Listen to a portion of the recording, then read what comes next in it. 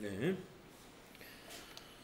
자, 여러분들 다 풀어보신 걸로 하고요. 자, 한번 저하고 한번 같이 풀어보도록 하겠습니다. 자, 이번 시간에는 FAT 1급 최신 기출문제 31회의 이론 평가 문제를 한번 같이 풀어보도록 할까요?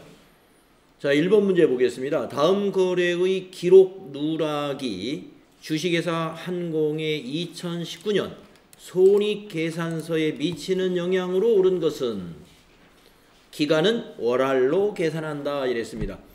자, 뭘 누락했느냐? 이걸 누락했다는 것이죠. 주식회사 한공은 건물의 일부를 2019년 12월 1일 날 임대를 주고 6개월분 임대료 24만 원을 2020년 1월 10일에 받기로 했다 이랬습니다. 자, 그러니까 임대는 12월 1일 날 우리가 주었기 때문에 임대를 해 주었기 때문에 2019년 결산일 시점에서 12월 31일 시점에서는 1개월의 임대료가 수익이 발생해야 된다 이겁니다. 예. 그래서 이것을 우리가 수익의 발생에 대한 회계 처리를 해야 된다 이런 얘기죠. 그러면 6개월분 임대료가 24만 원이면 이거 24만 원을 6으로 나누면 한 달 임대료가 나오죠. 얼마입니까? 4만 원인가요? 네. 그래서 차변의 미수 수익 이 결산 분계가 필요한 거죠. 대변의 뭐예요? 임대료 4만 원 이러한 수익 발생 결산 수정 분계를 뭐라 했다? 누락시켰다는 것입니다. 그러면은 손익계산서에 어떤 영향을 주느냐? 자, 손익에 영향을 주는 것은 미수수익은 아니고 임대료가 영향을 주는 거죠. 임대료가 손익계산서로 가지 않습니까? 예. 그래서 이것이 4만 원이 수익을 발생을 하는 거기 때문에 예, 이것이 누락을 되었다면 그 영향은 어떻게 올까요? 수익이 감소했겠죠. 자, 4만 원 과소계상되었다. 1번이 답이다 이겁니다. 왜? 이걸 누락시켰으니까. 수익 발생을 안 했다, 하지 않았다 이런 얘기죠. 그래서 1번. 다음에 2번 문제 보시면 다음 설명에 해당하는 자본 항목으로 옳은 것은 이랬습니다. 상법에 의해 기업이 적립해야 하는 법정 적립금이다. 여러분 이거 기억하고 있죠? 예, 법정 적립금 현금 배당의 10분의 1, 10%씩을 자본금의 2분의 1에 달할 때까지 적립해야 된다는 강제 조항이 있습니다. 법에서. 자, 이것을 우리가 뭐라고 그러죠? 예, 이익준비금이라 한단 말이죠. 여러분 이익준비금은 우리가 이익잉여금 안에 있는 것입니다. 이익잉여금 안에서 이익준비금 법정 적립금으로서 이익준비금을 우리가 공부했다 이거예요. 그래서 지금 나머지 내용도 지금 말씀드린 우리가 이 이익준비금을 어떻게 적립하느냐 이거예요. 현금에 의한 이익배당 거기에 10분의 1 이상씩을 적립하도록 하고 있어요. 10% 이상을. 그런데 언제까지 적립해야 되느냐? 자본금에 그러니까 그 자본금 아시죠? 출자 자본. 그러니까 발행 주식수 곱하기 액면 금액이죠. 그거의 2분의 1 반절 절반에 달할 때까지 적립한다 이겁니다. 그리고 만약에 자본금 2분의 1의 한도를 넘어서 적립을 했다. 그러면 그 초과액은 이미 준비금의 성격을 가지게 된다 이거죠. 법정 적립금은 여기까지만 자본금의 2분의 1까지만 이익준비금으로서 적립할 수 있다. 자, 다음에 세 번째 문제는 다음은 주식회사 한공의 재고자산 관련 자료이다. 상품 B와 상품 C는 유사한 용도를 갖는 상품군으로 재고자산 평가 시 통합하여 적용한다 이랬습니다. 그러니까 유사한 걸로 가서 B하고 C를 재고평가를 통합해서 본다 이거예요. 같은 걸로 그냥 평가한다는 얘기죠. 주식회사 한공의 2019년 손익계산서에 반영할 재고자산 평가 손실은 얼마냐? 네, 재고자산 평가 손실을 구하라 하는 문제죠. 자, 그러면은 자, A 상품, B 상품이 있는데 이 B하고 C를 하나로 본다 이런 얘기죠. 예, 상품 B와 상품 C는 유사 용도를 갖는 것이다. 그럼 이건 평균을 가지고 구해야 돼요. 네, 요 두 개는. 자, 그러면 우리가 구하려고 하는 것은 재고자산 평가 손실을 구하는 겁니다. 자, 지금 A 상품 하나를 먼저 따로 계산을 해 보겠습니다. 개당 예상 판매 가격이 1,000원이에요. 개당 예상 판매 비용은 120원입니다. 여러분, 우리가 재고자산의 평가는 순실현 가치를 가지고 평가를 한다 하는 거 기억하시나요? 예, 순실현 가치는 어떻게 평가하는 거죠? 이 판매 가격에서 빼기 판매 비용, 이걸 뺀 걸로 평가를 하는 거예요. 이거하고 비교해서 이것이 하락했을 때만 평가를 합니다. 자, 그러면 이게 1,000원에서 120원을 빼면 얼마예요? 880원이 되는가요? 맞나요? 그러면 900원보다 하락했죠? 그럼 평가하는 겁니다. 자, 한 개당 얼마 하락했어요? 20원 하락했죠? 자, 그러면 400개 곱하기 20원 하면 얼마 나올까요? 8,000원 나오죠? 자, A 상품에서 평가 손실 8,000원 발생했습니다. 자, B하고 C는 평균을 냅니다. 자, 여기서 유사 용도라고 하는 의미가 그런 의미예요. 자, 그래서 개당 판매 가격, 개당 판매 가격에 요 두 개의 평균을 내보세요. 2,500원 나누기 2 하면 얼마예요?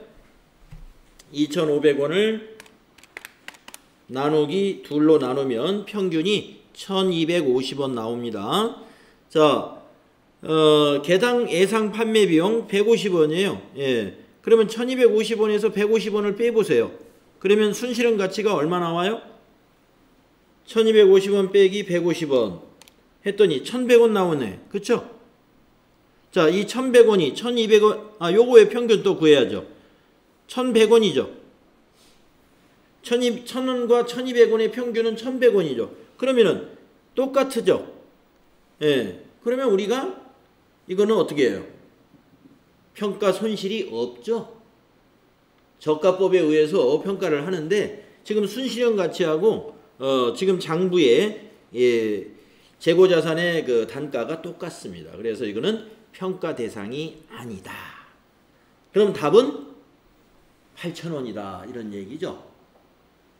예. 1번이 답입니다.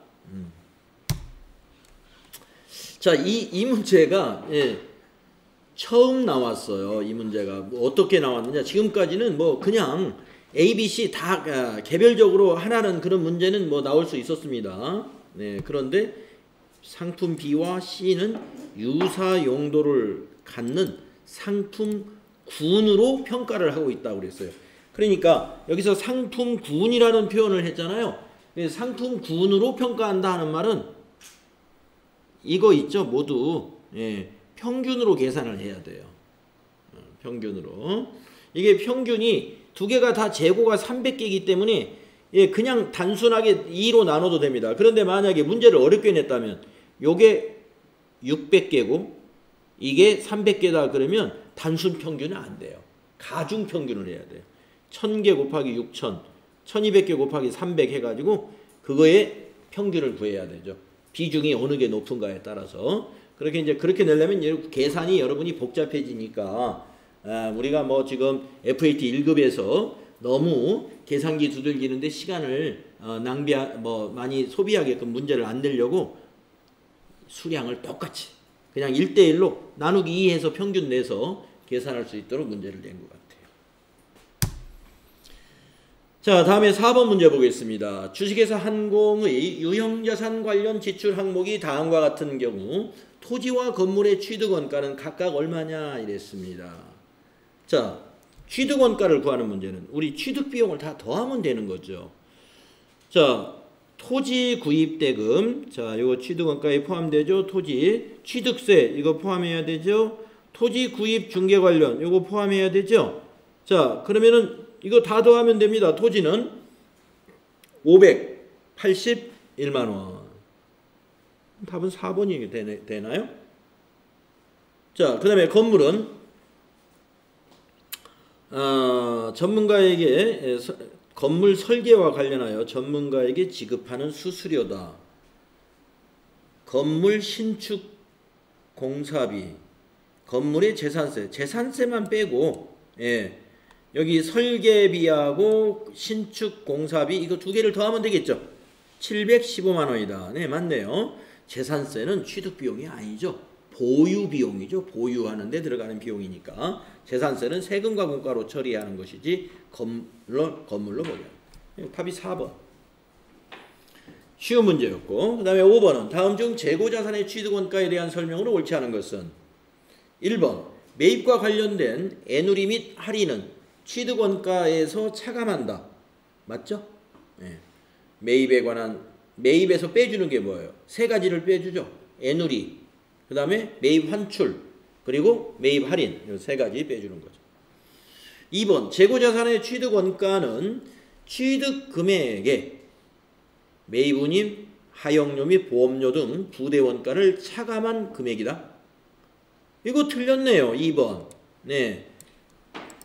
취득원가니까 재고자산 취득원가는 운임이나 하용료를 전부 포함해야 되죠. 부대비용을 차감하는 게 아니라. 그래서 옳지 않은 것을 찾아라 해서 2번이 옳지 않다. 여러분 답을 2번으로 했죠? 자, 문제 풀면서 혹시 의문점 여러분이 한번 풀어봤기 때문에 여러분이 푼 답하고 차이가 있어서 의문이 있다면 바로 질문하세요. 다음 6번 보겠습니다. 다음 자료에 의해 계산한 주식회사 한공의 2019년 1월 1일 유형자산 처분 손실은 얼마냐 이랬습니다. 자, 유형자산 처분 손실을 구하려면 어떻게 구해야 됩니까? 유형자산 처분 손실 공식을 한번 구해볼까요? 장부금액에서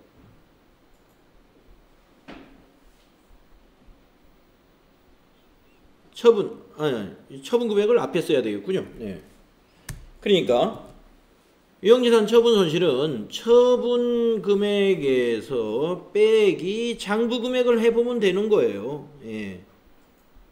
예, 장부 금액을. 그러면 이 장부 금액은 어떻게 산출하느냐? 이 장부 금액의 산출은 취득 금액에서 빼기 감가상각 누계액. 이걸 빼주면 그게 장부 금액이 되는 거죠. 네.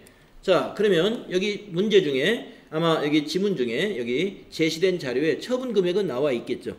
여기 이제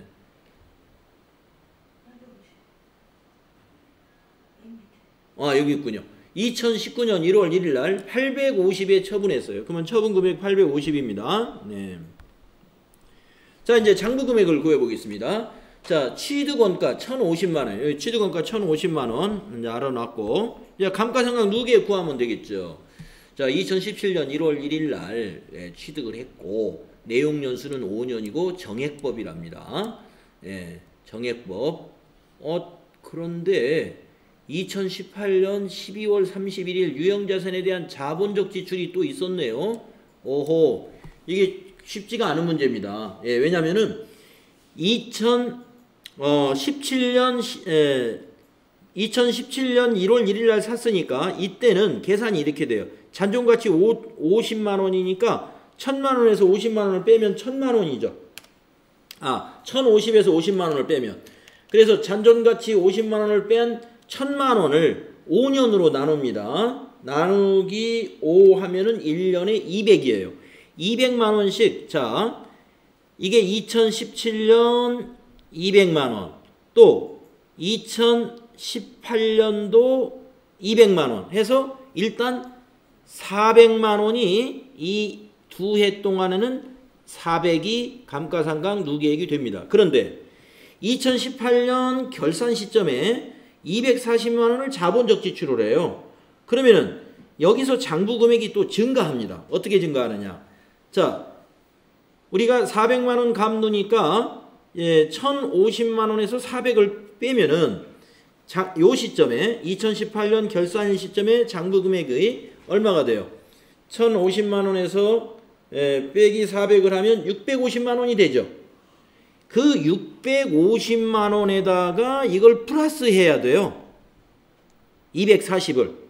그러면은 요 시점 2019년 1월 1일 장부 금액은 240이 더해져서 890이 되는 거죠. 240 더하기 650은. 그 890을 가지고 다시 이제 5년 중에서 2년 지났으니까 여기 2년 지났죠? 나누기 자 잔존가치 여기 50만 원은 또 빼야 되죠. 네, 빼기 50만 원 빼놓고 그러면 840이네요. 840을 몇으로 나눠야 돼요? 3년으로 나눕니다. 840만 원 나누기 3년. 자, 왜냐? 2년은 이미 감가상각 끝났으니까. 그러면 1년에 280이에요. 280.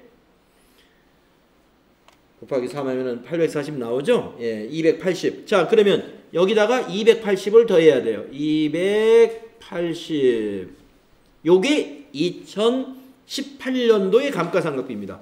그리고 2019년 1월 1일 날 처분한 거예요. 자, 그래서 감루가 아이고 280을 더해요. 아까 400에다가 더하기 280 하면은 680이 감가상각 누계액이다 이겁니다. 여러분 아까 감루를 680이라는 것을 산출을 해낼 줄 알아야 돼요. 예, 이게 복잡하군요. 그 산출하는 방법은 여러분 아셨죠? 예, 2년은 요 기준으로 하고 2년치 2017년, 2018년 2년간은 요 기준으로 하고 그런데 2018년 결산 시점에 240만 원이 또 자본적 지출이 일어나요. 그러면 이 취득원가에다가 더해줘야 돼요. 그래서 여기서 200만 원씩 한 400을 뺀 여기 지금 어차피 50만 원, 1000만 원 중에서 400을 빼니까 600 남았잖아요. 600에다가 이걸 다시 더하는 거예요. 그러면 그게 840이잖아요. 840을 가지고 3년, 나머지 3년으로 감가상각을 한다 이거예요. 840 나누기 3년 하니까 아까 280이 나왔지 않습니까? 그래서 680이 나온 거예요. 자, 그러면 1050에서 뺍니다. 1050만 원 빼기 680만 원은 370만 원이 뭐예요? 장부 금액이죠. 요 처분시 장부 금액. 그래서 빼기 370만 원을 해라 이거예요. 370만 원. 자, 850에서 370을 뺐더니 얼마 나왔어요? 만약에 그냥 자본적 지출액만 더해갖고 그 매각금액에다 빼면 안 돼요? 잠깐만요. 왜 지금 우리 감루가 680이 안 나오나요? 이거 2년치잖아요. 아니요. 2017년 2년치구나. 왜 3년치를 했지 제가? 잠깐만요. 저 계산이 잘못됐습니다. 2017년하고 2018년만 하면 되지요. 그렇군요. 요거는 감가상각을 안 하는군요. 네. 제가 왜 이게 3년치를 했을까요? 자, 2017년에 취득해서 2019년 1월에서 2년치만 합니다. 예, 그러면 감가상각은 일단 400만 했어요. 그런데 요 240은 진짜 감가상각을 하는 게 아니라 아까 요 1000만 원에다가 이걸 더해야죠.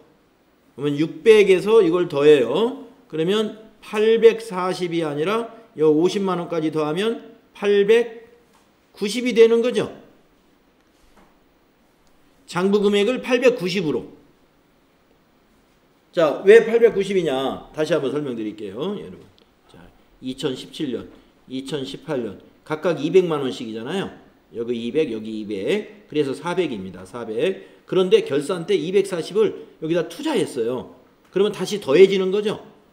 그러면 여기 1050에서 400을 빼면 650이었는데 650에다가 요거 240을 더해버리니까 890이다 이거죠. 그래서 장부 금액이 890인데 처분을 850에 매각을 했네요.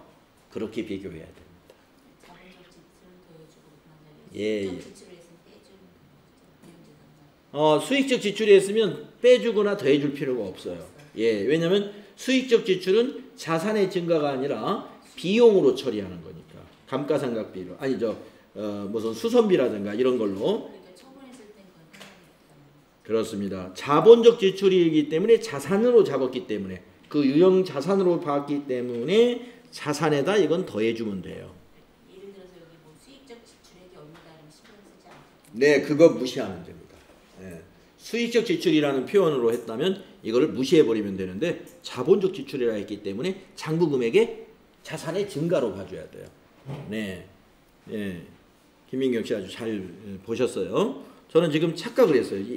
이게 지금 3년으로 봤습니다. 감가상각을. 2년만 하면 되죠. 2017년에 사가지고 2019년 1월 1일 날 처분했으니까. 그래서 40만 원 손실이다 이거예요. 처분 손실은 40만 원.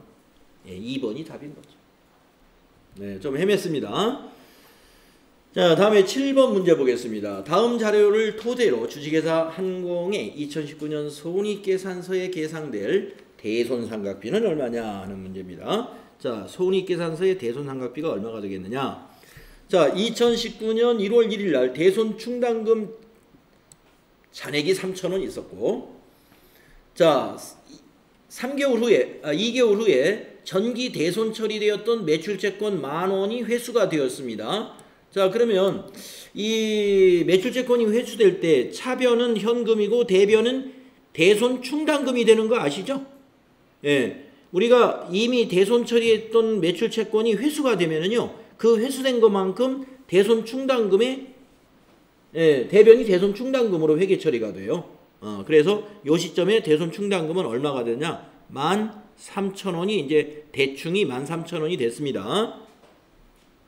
자, 19년 12월 31일 기말 매출채권 금액은 45만 원이며 매출채권의 잔여 만기 및 대손 설정은 다음과 같음. 채권의 잔여 만기별 대손율을 달리하는 정책을 수립하고 있다. 이거 까다롭게 냈네. 자, 30일짜리는 1%. 자, 그러면 10만 원의 1%는 얼마인가요? 1,000원인가요? 그렇죠? 예. 그 다음에 60일치 20만 원은 2%. 20만 원의 2%는 2는 4, 4,000원인가요? 4,000원. 자, 15만 원. 90일짜리는 10%. 15만 원의 10%면 15,000원인가요? 그렇죠? 네, 이걸 더해 봅니다. 그러면 2만 원이죠. 2만 원. 이 2만 원이 뭐예요? 이 2만 원이 감가 대손 충당금으로 설정해야 될 금액이에요. 이 2만 원이. 그런데 지금 대손 충당금 잔액이 결산 전에 얼마가 있어요? 13,000원이 있죠. 그러면 추가로는 7,000원만 설정하면 되죠. 따라서 손익계산서의 대손상각비는 요 결산 시점에 12월 31일 시점에 7,000원이 발생합니다. 예. 그러니까 대손 충당금 설정해야 될 걸 다 더해보니까 2만 원이에요. 2만 원. 근데 여기 13,000원이 이미 잔액이 있다 이런 얘기입니다. 따라서 이 결산분계가 차변의 대손상각비 7,000원, 대변의 대손충당금 7,000원 이렇게 하면 요 13,000원에 7,000원이 더해져서 대손충당금 2만 원이 설정이 되는 거죠. 그래서 답이 4번이에요. 대손충당금 또 설정을 이와 같이 잔여 만기별로 대손율을 달리 적용하고 있다 이런 스타일로 문제를 낸 것은 또 이번에 요 31회에서 처음 나온 것 같습니다. 지금까지는 그냥 통틀어서 매출채권 잔액은 얼마고 대손율은 1%다 이렇게 일정한 비율로 적용했는데 이렇게 쪼개서 했어요. 그러면 쪼개서 여러분이 다 계산을 해보면 되는 거예요. 자, 다음에 8번 문제로 가보겠습니다. 다음은 주식회사 한공의 회계 자료이다. 주식회사 한공의 매출총이익은 얼마냐 이랬습니다. 자, 매출총이익은 어떻게 구해요? 총 매출액에서 자, 우선 매출액 여기 나왔죠? 자, 매출액 83만 원. 여기서 빼기 매출 원가를 빼야 되죠? 네, 매출 원가. 네, 그러면 매출 원가를 얼마인가 한번 계산을 해보겠습니다. 자, 매출 원가를 계산하려면 T자를 그려야 돼요. 상품 계정을 딱 쓰고 기초 여기 18만 원 기초는 차변에 매입 할인. 자, 매입 할인은 매입의 반대쪽에 가야죠. 5,000원 너는 대변. 그 다음에 매입, 여기 매입은 차변이죠. 상품 매입 차변 50만원. 매입 애누리와 환출, 이거 매입에서 빼주는 것은 대변 3만원. 그 다음에 매출액은 아까 여기 이제 좀 이따 이제 계산할 기말 상품 재고액 10만원. 기말 상품 재고액은 상품의 대변에 나타나는 거죠. 자, 접대비나 복리후생비는 이 매출 총이 계산하고 아무 관계없는 데이터죠.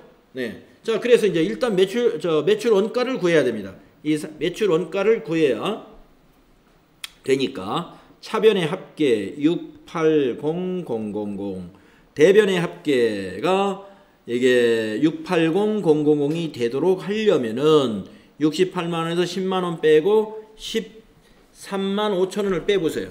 그게 매출 원가예요. 68만 원에서 13만 5천 원을 뺐더니 얼마가 나왔다고요?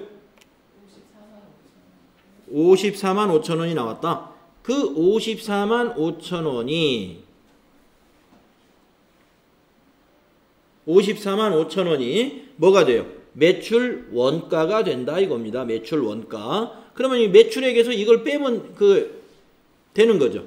그래서 83만 원 빼기 54만 5천 원 해봤더니 28만 5천 원 나오네요. 예. 4번에 딱 답이 있군요. 28만 5천 원. 그래서 여러분 이제 매출 총익을 일단 어떻게 구하는지를 알아야 된다는 거죠. 매출액 마이너스 매출 원가. 응? 매출액 마이너스 매출 원가. 그럼 매출액 데이터 있으니까 이거 따로 빼놓고 이제 매출 원가를 구해야 돼. 그러면 이렇게 이 항목 중에서 매출 원가하고 관계없는 항목 지워버리고 기초재고, 기말재고, 그 다음에 단기상품 매입액 이걸만 알면 되는데 매입 할인하고 매입 환출이 있으니까 요거를 원래 여기서 빼서 이렇게 기록을 해도 됩니다. 그런데 빼고 뭐 할 거 없이 여기다 그냥 다 이렇게 차변 대변에 모아 적으면 계산이 나오게 되어 있습니다. 네. 자, 이제 9번 문제 보겠습니다. 다음 중 재무제표의 표시에 대한 내용을 잘못 설명하고 있는 사람은 이랬는데요. 자, 재무제표에는 기업명, 보고기간 종료일 또는 회계기간, 보고 통화 및 금액 단위를 기재해야 합니다. 예, 그래. 이거 다 기재하는 거예요. 그 다음, 철수. 자산과 부채는 원칙적으로 상기하여 표시해야 하고, 이거 틀렸네요. 자산과 부채는 우리가 이제 외상매출금과 외상매입금 같은 거를 말하는 거예요. 원칙적으로 상기하지 않습니다. 총액으로 표시하는 게 원칙이에요. 그리고 예외적으로 상기합니다. 그래서 철수가 잘못 설명하는 사람은 철수. 자, 나머지 사람은 맞았겠죠. 재무제표 이용자에게 오해를 줄 염려가 없는 경우에는 금액을 1,000원이나 100만 원 단위 등으로 표시할 수 있습니다. 네. 그 다음에 재무제표의 기간별 비교 가능성을 높이기 위하여 전기 재무제표의 정보를 단기와 비교하는 형식으로 표시해야 합니다. 예, 그래서 우리가 재무제표 손익계산서하고 재무상태표 여러분 조회해 보면 항상 전기하고 단기가 함께 표시가 되죠. 네, 답은 철수. 상계 처리하는 게 원칙이 아니라 총액으로 표시하는 것이 원칙이라는 거 여러분 알아두시고, 그 다음에 10번 다음 중 내부 통제 제도에 대한 설명으로 옳지 않은 것은 1번 내부 통제 제도의 구성 요소는 통제 환경, 위험평가, 통제 활동, 정보 및 의사소통, 모니터링, 예, 이렇게 5가지로 구성되어 있습니다. 맞았습니다. 2번 잘 설계된 내부 통제 제도라면 제도를 운영하는 과정에서 발생하는 집행 위험을 포함한 모든 위험을 피할 수 있어야 한다. 네. 근데 여기 모든 위험이라는 게 하여튼 일단 다른 것이 틀리지 않았다면 이걸 틀렸다고 봐야 되겠죠. 그 다음에 2번 모니터링이란 내부 통제의 효과성을 지속적으로 평가하는 과정을 의미한다. 네, 맞습니다. 4번 통제활동이란 업무의 분장, 문서화, 승인, 결제체계, 감독체계, 자산의 보호체계 등을 포함한다.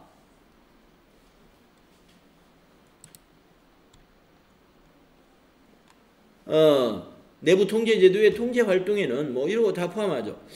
자, 옳지 않은 것은 2번 같아요. 야, 이 문제 좀 여러분 힘들었겠는데요? 네, 한번 답지 한번 보실까요? 네, 2번 맞습니다. 예? 2번으로 되어 있습니까? 네, 참 문제를 이거 참 문제를 이렇게 이런 문제를 이렇게 어렵게 낼 필요가 없는데 제 생각 개인적인 생각입니다만은 자, 이게 왜 틀렸냐면 자, 우리가 아무리 잘 설계된 내부 통제 제도라 하더라도요. 우리가 내부 통제 제도를 공부할 때 그 뒷페이지인가요? 거기에서 어떤 부분을 제가 여러분에게 강조하냐면 이런 문제가 가끔 나오기 때문에 우리 내부 통제 제도에도 한계가 있다는 걸 인정해야 된다고 그랬죠. 우리가 내부 통제를 하는 것도 결국에 사람이 하는 거기 때문에 사람이 과로했다든가 어떤 그 피로 때문에 어떤 판단이 흐려질 때가 있어요. 그렇기 때문에 결국에 모든 위험을 완전히 피할 수 있는 내부 통제 제도는 사실상 없다는 한계를 인정해야 된다는 거겠죠. 근데 여기서는 잘 설계된 내부 통제라면 모든 위험을 피할 수 있어야 한다. 모든이라는 거 100%를 의미하는 거잖아요. 예. 그래서 2번이 이게 잘못된 거예요. 뭐 나머지 1, 3, 4번에 잘못이 없기 때문에 2번이 잘못됐다. 이렇게 우리가 찍을 수 있습니다. 자, 부가가치세 문제. 부가가치세 특징으로 옳지 않은 거 어떤 건가요? 예, 전 단계 거래액이 아니라 뭐죠? 세액 공제법이죠. 네. 그 다음에 12번. 다음 중 세금 계산서에 대해서 잘못 설명하고 있는 사람은 누구던가요? 기수? 보영이? 자, 보영이를 보겠습니다. 재화를 수입하는 사업자는 세금 계산서를 발급하지 않아. 발급받습니다. 수입하는 사람은요, 누가 세금 계산서를 발급하냐면은 관세청장이 세금 계산서를 발급해요. 관세청에서. 예, 그래서 재화를 수입하는 사업자는 세금 계산서를 발급받지 않는다? 발급받습니다. 관세청장이 그 수입업자 사업자에게 세금 계산서를 발급해요. 그래서 보영이가 잘못됐고요. 나머진 다 맞았겠죠. 네, 지금 시간이 급족해서 제가 지금 다른 설명을 좀 배제하는데 자, 빨리 하겠습니다. 다음 중 부가가치세법상 과세 대상과 과세 기간에 대한 설명으로 옳은 것은 이거 옳은 것 찾으라고 그랬어요. 1번 현금을 수취하지 않고 외상으로 재화를 인도하는 경우 재화의 공급에 해당하지 않는다. 외상이든 뭐든 공급이죠. 그렇죠? 1번 틀렸고 2번 양도 담보의 목적으로 부동산을 제공하는 것은 과세 대상에 해당된다. 이건 공급이 아니에요. 담보 목적으로 부동산을 제공하는 건 공급이 아니기 때문에 과세 대상이 아니죠. 틀렸고 3번 신규 사업자의 최초 과세 기간은 사업 개시일부터 아니죠. 신규 사업자는 그렇죠. 사업 개시일부터 해당 과세 기간의 종료일까지이다. 예, 3번이 맞았습니다. 4번 간이과세자의 과세기간은 일반 과세자의 과세기간과 동일하다.